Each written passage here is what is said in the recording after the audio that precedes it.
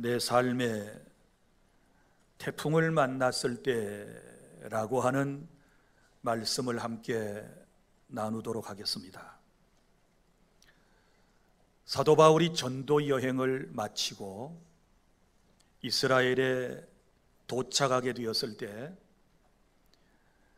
유대교 대제사장들과 장로들이 당시 로마에서 파송한 베스도 총독에게 고소를 했습니다. 고소한 내용은 세 가지였는데, 군중을 소란케 한다, 그리고 성전을 모독했다, 그리고 나사렛 이단 중에 괴수라고 고소를 했습니다. 유대인들은 새로 부임한 베스도 총독을 통해 바울을 제거하려고 했었지만, 당시 로마 시민권을 가진 바울은 나는 로마에 가서 가이사에게 최종 재판을 받겠다고 상소를 하게 되었고, 그래서 사도 바울은 다른 죄수들과 함께 로마행 배를 타고 지중해를 건너가다가 유라굴로라고 하는 태풍을 만나게 된 것입니다.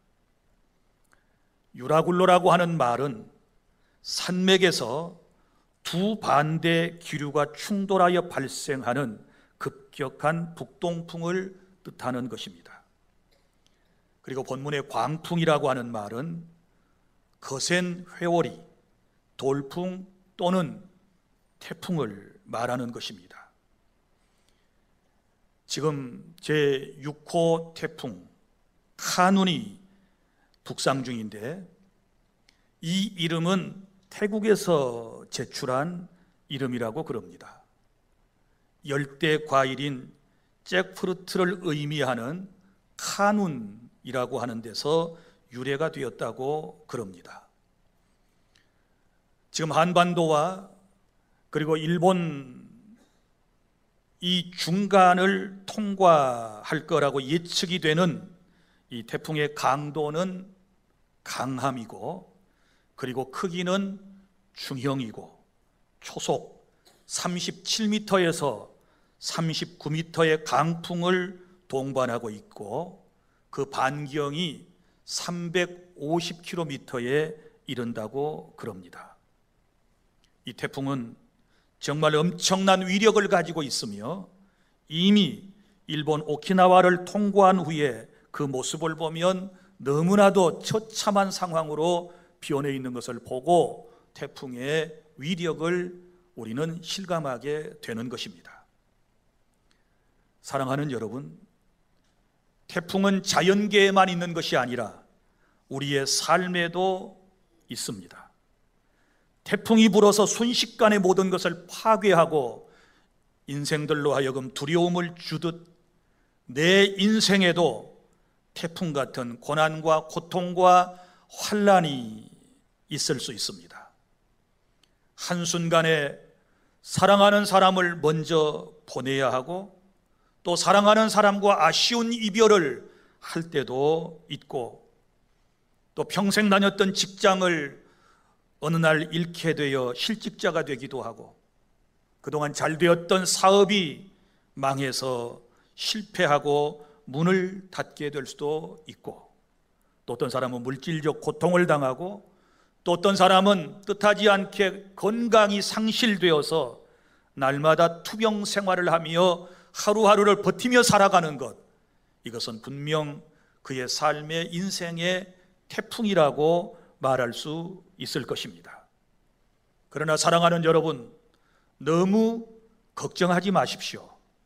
자연계의 태풍도 현대 과학의 발달로 미리 예고되고 있고, 태풍의 진로를 미리 예측하여 만반의 준비를 갖추게 되면 적어도 피해를 최소화할 수 있는 것이고, 오늘 9절부터 10절까지 말씀을 보면 하나님의 사람인 바울은 미리 태풍을 예견하고 예고하는 장면이 나오고 있지 않습니까?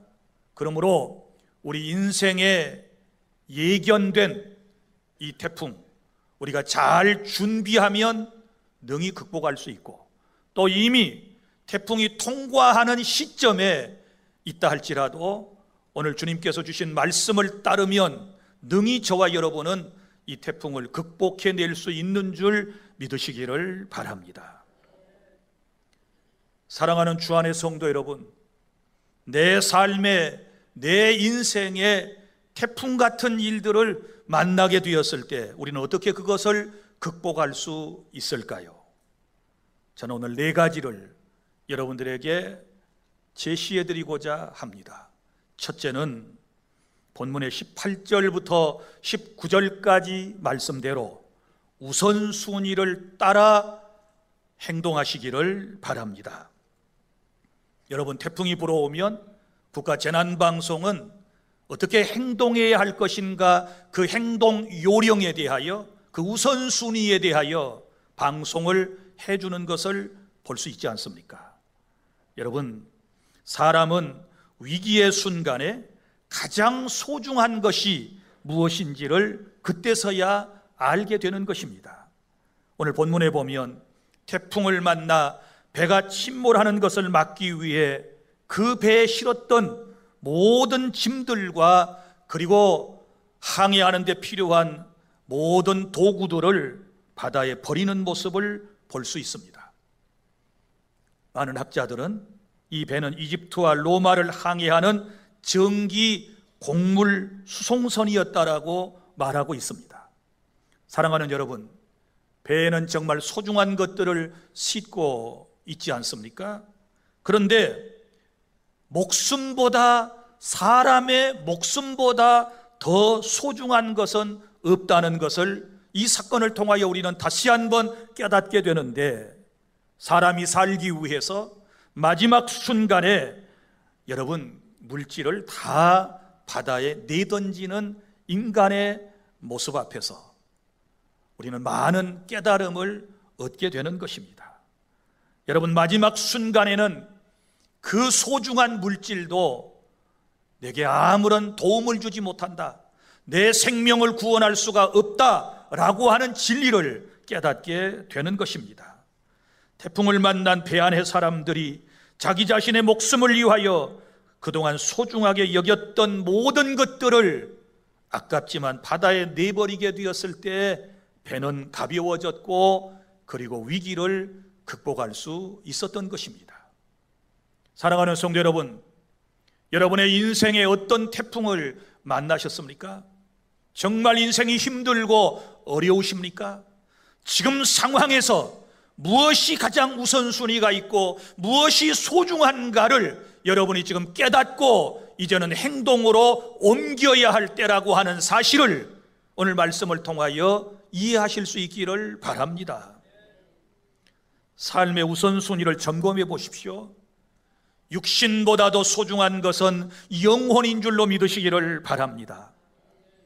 이 세상과 이 세상의 것들보다 더 소중한 것은 미래에 우리에게 완성될 천국 하나님의 나라인 줄로 믿으시기를 바랍니다.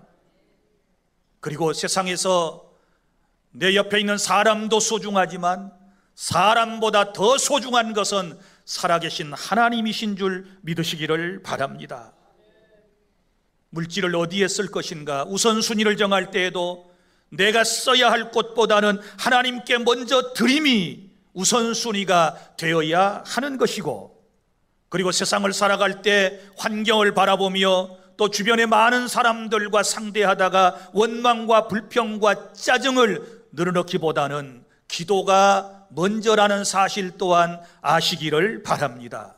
그래야 인생의 태풍의 문제가 해결될 줄로 믿습니다.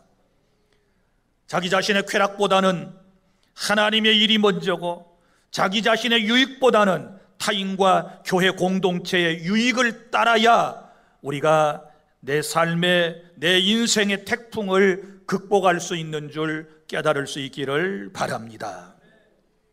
둘째로 20절부터 26절까지의 말씀, 하나님의 말씀만 믿고 평안한 마음을 유지하시기를 바랍니다. 여러분, 사도 바울을 보십시오. 그는 하나님께서 주신 말씀만을 믿고 그 태풍 가운데서도 안심하노라, 이렇게 고백을 하고 있습니다. 23절부터 26절까지 말씀을 제가 낭독하겠습니다. 내가 속한 바 곧 내가 섬기는 하나님의 사자가 어젯밤에 내 곁에 서서 말하되 바울아 두려워하지 말라. 내가 가이사 앞에 서야 하겠고 또 하나님께서 너와 함께 항해하는 자를 다 내게 주셨다 하였으니 그러므로 여러분이 안심하라. 나는 내게 말씀하신 그대로 되리라고 하나님을 믿노라. 그런즉 우리가 반드시 한 섬에 걸리리라 하더라. 아멘. 여러분, 엄청난 바람이 휘몰아치는 태풍의 현장에서 그는 마음속에 평안함을 유지하고 있는 것을 볼 수 있습니다. 어떻게 그런 일이 가능했다고 말씀하고 있습니까? 하나님께서 이미 들려주셨던 말씀을 그는 그대로 믿었고 그 말씀을 믿었을 때 그의 마음속에 평안함이 있게 되었다라고 하는 것을 본문에서 알게 됩니다. 사랑하는 주 안의 성도 여러분, 인생의 태풍을 만나신 분들은 지금 여러분들의 마음이 불안할 것입니다. 걱정과 근심으로 가득 차 있을 것입니다. 두려울 것입니다. 이럴 때 우리가 이 문제를 해소하기 위해서는 하나님의 말씀에 경청해야 될 것을 여러분은 기억하시기를 바랍니다. 말씀을 들으셔야 돼요. 하나님의 말씀을 믿어야 돼요. 그래야 내 마음이 안심되는 것입니다. 바울은 그랬습니다. 그래서 그 하나님의 들려주셨던 말씀을 통하여 자신도 죽지 않고 배 안에 276명도 죽지 아니할 거라고 하는 확신을 가지게 되었을 때 그는 안심하노라, 이런 고백을 하고 있는 것입니다. 여러분, 왜 우리가 매 주일마다 예배 시간마다 하나님 앞에 나와서 하나님의 말씀을 들어야 하는 것입니까? 인생의 태풍을 만난 사람들이 마음이 다 복잡한 가운데서 두려운 가운데 세상에 살아가는데 교회에 나와서 하나님이 주신 말씀을 들으면 그 말씀을 들을 때에 평안해지거든요. 근심이 사라지게 될 줄로 믿으시기를 바랍니다. 교회에 오기 전까지는 두렵고 떨렸는데 와서 하나님의 말씀을 들어보니 마음이 너무 편해. 그래서 주무시잖아요. 주의 은혜가 지금 주무시는 분들에게 임하고 있어요. 눈을 감고 있는 분들에게 은혜가 임하기를 시작해요. 지금 세상에서는 여러분이 당하고 있는 그 일 때문에 저녁에 한숨도 못 주무셨잖아. 그리고 전화를 받을 때마다 가슴이 벌렁벌렁 했잖아요. 누군가를 바라볼 때마다 막 얼굴이 푸르락파르락 했었잖아요. 그런데 오늘 하나님의 말씀을 듣는 이 순간에는 너무너무 은혜가 임해가지고 지금 졸음이 오는 거예요. 이런 은혜 또한 깨달을 수 있기를 바랍니다. 그러니까 목사님은 능력이 있어야 돼요. 잘 재우는 능력도 있어야 되고 깨우는 능력도 있어야 돼요. 그래, 나는 여러분들을 평안한 마음으로 인도하고 싶어요. 그래서 하나님의 말씀을 듣고 이제 됐어, 하나님이 함께 하신대, 하나님이 나를 도와주신대, 이 말씀을 통하여 그런 확신을 가졌으면 오늘 주무셔도 돼요. 그러나 아직 아닌 것 같으면 들으셔야 돼요. 정신을 바짝 차리고 하나님의 말씀을 경청해야 될 줄로 믿으시기를 바랍니다. 그런데 보세요. 태풍이 몰아치면 하늘이 안 보입니다. 보이긴 하지만 해와 달과 별도 보이지 않습니다. 오늘 여기 말씀도 보면 그런 표현이 나옵니다. 몇 날 며칠째 아무것도 보이지 않았다. 20절 여러 날 동안 해도 별도 보이지 아니하고 큰 풍랑이 그대로 있음에 구원의 여망마저 없어졌더라. 아무것도 안 보여요. 안 보인다고 해와 별이 없는 것입니까? 있지요. 무엇 때문에 안 보이는 것입니까? 태풍 때문에 안 보이는 것이지요. 사랑하는 여러분, 이걸 믿으셔야 돼요. 우리가 인생의 태풍을 만나게 되었을 때에도 하나님은 여전히 계심을 믿으시기를 바랍니다. 하나님은 여전히 저와 여러분을 지키시고 계심을 믿으시기를 바랍니다. 하나님은 여전히 우리와 함께 하신다는 사실을 우리는 의심 없이 믿어야만 우리의 마음속에 평안함을 유지하게 될 줄로 믿으시기를 바랍니다. 셋째, 인생의 내 삶의 태풍을 만났을 때 어떻게 극복합니까? 내 삶을 예수님께 고정하고 기다리십시오. 내 삶을 예수님께 고정하고 기다리는 거예요. 29절 다 함께 볼까요? 29절 말씀 다 함께 시작. 암초에 걸릴까 하여 고물로 닷 넷을 내리고 날이 새기를 고대하니라. 아멘. 자, 여러분, 배에 대해서 저는 잘 모르지만 제가 찾아보니까 여기 고물과 이물이 나왔어요. 고물은 배의 위쪽을 고물이라고 그러고 이물은 배의 앞쪽을 이물이라고 그럽니다. 자, 그런데 원래 닻이라고 하는 것은 이물 앞쪽에 대부분 있지 않습니까? 지금도 보세요. 크고 작은 선박들을 보면 전부 주舵선 앞에 있어요. 그러니까 이물 쪽에 있는 거예요. 이물 쪽에 큰 여객선이라든지 화물선이라든지 크루즈 같은 거 보면 앞에 눈처럼 두 개 달려 있는 거 있죠. 그게 이제 닻이 매달려 있는 것이고 닻이 내려오는 큰 공간이라고 생각을 하시면 돼요. 그런데 고대 선박에는 그때는 이제 배들이 좀 열약했겠지요. 그래서 배의 안전을 위해서 배가 어떤 태풍을 만나게 되면 닻을 많이 내려야 했어요. 그래서 여러 개의 닻을 가지고 있었는데 이물과 고물에 닻이 여러 개가 있었던 거예요. 그런데 오늘 보면 고물 쪽에서 4개의 닻을 내렸다. 왜요? 태풍이 좀 불어오니까 배가 떼밀려 갈 수 있고 그러다가 배가 침몰하면 수많은 인명피해를 입지 않겠습니까? 그래서 4개의 닻을 내리고 29절에 닻을 내렸다. 그러면 여기 저와 여러분도 오늘날 인생의 태풍을 만나게 되었을 때 닻이 필요해요. 적어도 한두 개 가지고 되는 게 아니고 4개의 닻이 필요해요. 동서남북 사방에 안전하게 붙들어 메어 놓을 수 있는 닻이 우리에게 필요하다. 그래서 4개의 닻을 여러분에게 소개를 해드리도록 하겠습니다. 먼저 우리가 내려야 할 닻은 오늘 사도 바울이 말한 대로 하나님께서 나와 함께 하신다라고 하는 이 닻을 먼저 내리셔야 돼요. 믿습니까? 어떤 어려운 상황에서도 하나님은 나와 함께 하신다. 할렐루야. 우리 하나님은 절대로 나를 떠나지 아니하신다. 나와 함께 하신다는 이 믿음의 닻을 먼저 내리셔야 돼요. 그 다음에 두 번째 닻. 자, 하나님을 의지했으면 두 번째 닷은 24절에 보면 함께하는 사람이 있다. 자, 사람, 이 배에는 모두 몇 명이 타고 있었습니까? 276명이나 되는 사람이 그 배 안에 함께 있었다.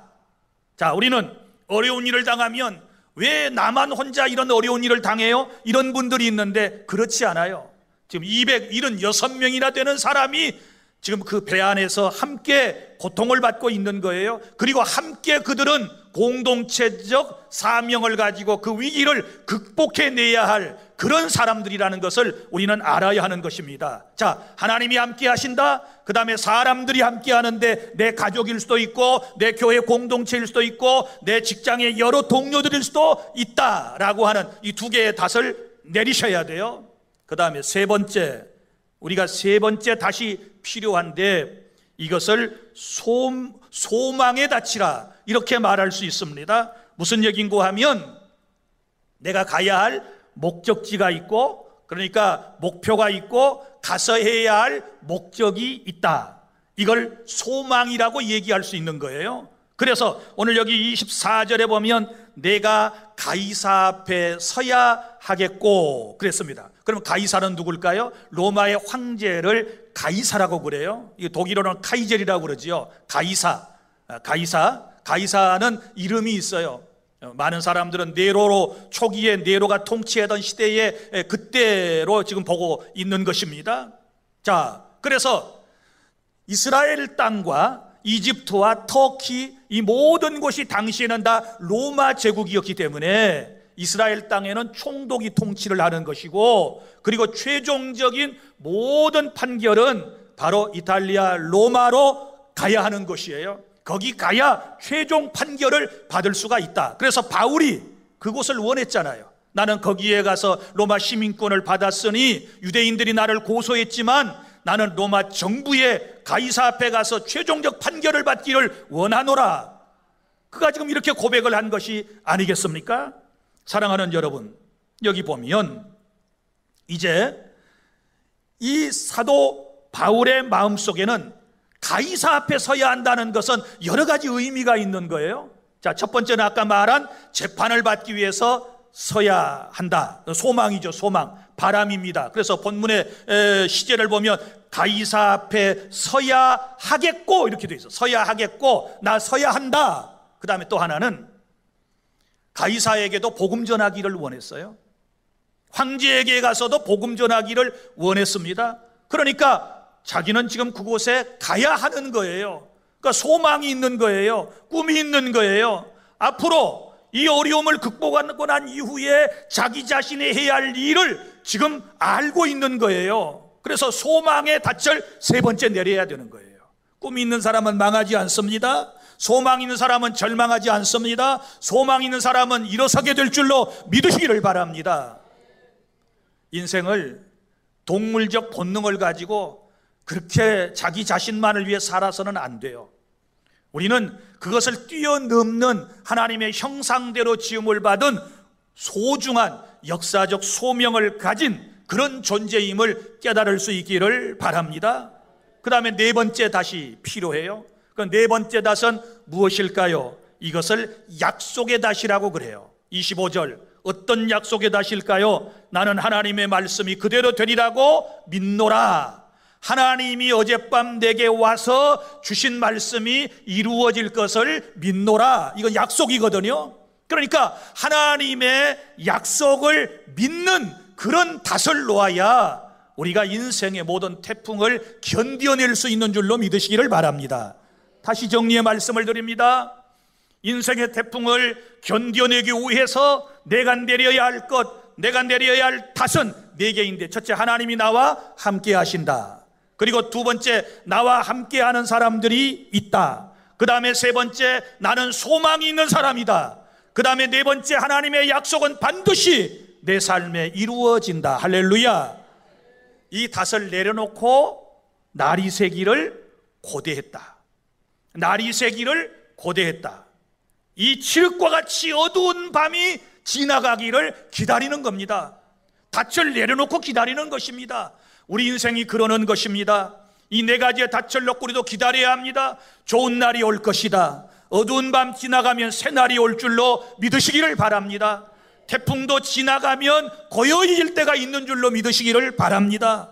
우리 인생이 그래요. 그러니까 고대해야 돼요. 기다려야 되는 것입니다. 그럴 때에 하나님께서 결국은 사도 바울이 믿고 원했던 대로 모든 일들을 아름답게 이루어 주었다라고 하는 사실을 믿으시기를 바랍니다. 그래서 내 삶을 예수님께 단단히 고정하고 기다려라. 기다려라. 지금 힘들지만 기다려라. 고대했다. 날이 새기만을 고대했다. 이거 기다리는 것이지요. 이 사람들에게는 그 촌각이 얼마나 소중한 시간이겠어요. 빨리 지나가야 되는데, 이 어려움이 빨리 지나가야 되는데, 이 고통스러운 삶의 연장이 빨리 지나가야 되는데, 그러면서 고대하고 있는 모습을 지금 우리에게 보여주고 있거든요. 이런 믿음을 가지면 다 지나갈 줄로 믿으시기를 바랍니다. 넷째로 마지막 30절부터 44절까지 말씀입니다. 여러분, 내 삶의 태풍을 만났을 때 인간관계를 강화하시기를 바랍니다. 여러분 보십시오. 그런데 안타까운 장면이 나옵니다. 30절에 보면 자, 태풍으로 어려움을 겪게 되자 사공들이 배를 버리고 자신들만 살겠다고 거류배, 거류배는 구명정을 말하는 거예요. 배에 매달려 있는 조그만 뗏마 같은 거, 이 거류배 구명정을 얘기해. 큰 선박이 접안할 수 없게 되었을 때는 이 작은 배를 타고 이제 무트로 내려오는 것 아니겠습니까? 이동하는 것 아니겠습니까? 그래서 이 구명정을 타고 도망하려고 이미 뭐예요? 자, 이미 배를 바다에 내려놓았어요. 30절에 보면 이런 야비한 선원들이 어디 있습니까? 여기 성경은 사공들 그랬거든요. 사공들이 그래. 사공들이 배를 책임져야 할, 끝까지 배 안에 사람들의 생명을 책임져야 할 사공들이 지금 도망가려고 구명정을 지금 바다에 내려놓고 있는 거예요. 이제 그 줄만 끊어버리면 그들은 그것을 타고 도망가는 거예요. 자, 그때에 바울이 한 말입니다. 31절, 바울이 백부장과 군인들에게 이르되 이 사람들이 누구예요? 선원들이, 사공들이 배에 있지 아니하면 너희가 구원을 얻지 못하리라, 이렇게 얘기를 해요. 그러니까 32절에 군인들이 그릇줄을 끊어 떼어버렸다, 이렇게 말씀을 하고 있습니다. 무슨 얘기입니까? 자, 배에 대해서는 누가 전문가인가요? 사공들이 전문가죠. 선원들이 전문가지요. 그런데 이 어려운 환경에서 배를 두고 승격을 두고서 비록 거기에 죄수들이 거의 가득 차 있다 할지라도 거기 로마 군인들도 있고 백부장도 있고 뭐 여러 사람이 지금 있는데 이 사람들 다 놔두고 그냥 도망가겠다는 거예요. 그러면 이 사람들이 그 배를 비워버리게 되면 이 태풍의 현장에서 어떻게 배 안에 있는 사람들이 살아남을 수 있겠느냐? 바울이 그렇게 얘기하는 거예요. 그러니까 이제 군인들이 도망가지 못하도록 배는 내려놨는데 위에서 줄을 톡 끊어버렸어요. 그래 도망 못 갔어요. 그리고 이 선원들은 이제 어쩔 수 없이 억지로라도 그 배에 남아서 끝까지 이제 배와 함께, 그리고 선원들과 함께 행동하는 모습을 볼 수 있고, 그래서 나중에 276명 모두가 다 구원받는 놀라운 역사가 있게 된 것을 믿으시기를 바랍니다. 사랑하는 주 안의 성도 여러분, 여기서 우리가 알아야 할 것이 무엇입니까? 내 인생의 태풍이 불어올 때, 내 가정의 교회 공동체, 내가 속해 있는 공동체에 어려움이 왔을 때 책임 있는 사람들이 자리를 떠나려고 해서는 안 돼요. 내버려 두고 자기만 살겠다고 자기 길로 나서서는 안 되는 거예요. 어려울 때일수록 하나 되어야 될 줄로 믿으시기를 바랍니다. 자기 사명을 잘 감당해야 될 줄로 믿으시기를 바랍니다. 가정에도 어떤 어려움이 오면, 여러분, 남편이 나가고 아내가 가출하고 자식들이 뛰쳐나가고 이런다고 문제가 해결됩니까? 그래서 될 일이 아니고, 그럴 때일수록 온 식구들이 하나가 되어서 그 어려움을 하나님의 은혜 가운데 극복해내야 살 길이 열리게 될 줄로 믿으시기를 바랍니다. 이런 공동체적 우리가 인간관계를 어려울 때일수록 더 강하게 해야 하는 것입니다. 믿습니까? 서로 하나가 돼야 돼요. 사랑의 띠로 똘똘 묶여져야 될 줄로 믿습니다. 성령의 하나 되게 하심을 따라 하나 되는 그런 가족 공동체, 교회 공동체, 나라 공동체가 되었을 때 우리는 어떤 위기도 극복해낼 수 있다라고 하는 사실을 여러분이 확신하실 수 있기를 바랍니다. 이제 말씀을 맺습니다. 사랑하는 주 안의 성도 여러분, 자연계의 태풍도 두렵고 무서운 것이지만 내 인생의 태풍 또한 만만치 않다는 사실을 여러분 기억하시기를 바랍니다. 내 삶에도 태풍이 불어올 때가 있는 것입니다. 태풍이 불어오면 어떻게 그 위기를 극복할 수 있을까요? 먼저는 우선순위를 따라 하나님 먼저, 기도 먼저, 주변 정리 먼저 해서 뭐가 우선순위가 있는지 버릴 것을 버리고 살 길을 찾아낼 수 있기를 바랍니다. 그리고 어떤 환경에서도 오직 하나님의 말씀만을 신뢰하고 마음을 평안하게 유지할 수 있기를 바랍니다. 태풍이 불어와도 마음이 평안하면 살 길이 열려요. 믿습니까? 보이는 삶의 환경이 어렵다고 안절부절하고 마음의 평안함을 유지하지 못하면 여러분 절대 좋은 행동으로, 그리고 또한 좋은 결론을 얻어내기가 쉽지 않아요. 사랑하는 여러분, 마음을 늘 평안하게 하나님의 말씀으로 마음을 평안하게 유지해 나가실 수 있기를 바랍니다. 그리고 내 삶이 태풍에 더 이상 흔들리지 않도록 예수님께 네 개의 닻을 단단히 고정을 시켜야 하는 것입니다. 하나님은 나와 함께 하신다. 믿습니까? 내 주변에는 많은 사람이 있다. 있습니까? 많은 사람들이 여러분과 함께하고 있습니다. 나는 사명이 있다. 나는 소명이 있다. 나는 소망을 가진 사람이다. 나는 가이사 앞에 서야 하겠고, 나는 앞으로 이런 일을 감당해야 되겠고 라고 하는 이런 소망의 닻을 내리시기를 바라고, 그리고 또한 하나님의 말씀대로 반드시 이루어질 거라고 하는 확신, 언약의 말씀은 내 삶에 이루어진다. 그래서 지금 현재 여러분들과 함께 하고 있는 가족들, 교회 공동체, 그리고 사회의 모든 일원들과 함께 여러분들이 하나 되어서 어려움을 잘 극복해내실 수 있기를 바랍니다. 바울과 함께 배 안의 모든 사람이 유라굴로 태풍을 극복하고 모두 구원받았던 은혜가 오늘 저와 여러분에게도 함께 할 줄 믿습니다. 기도하겠습니다.